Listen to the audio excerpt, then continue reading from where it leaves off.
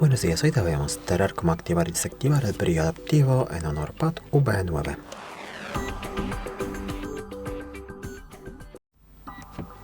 Para empezar abrimos la aplicación Ajustes y luego aquí a la izquierda abrimos la pestaña Pantalla y brillo.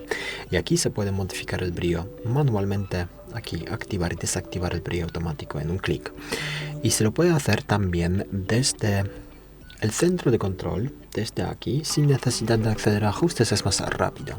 Entonces abrimos el centro de control, hay que deslizar el dedo hacia abajo desde esta parte de la pantalla para ver el centro de control. Y aquí se puede modificar el brillo manualmente. Y si quieres activar o desactivar el brillo adaptivo, pulsamos este icono aquí. De esta manera se puede activar y desactivar el brillo adaptivo en un clic, como ves, sin necesidad de acceder a ajustes.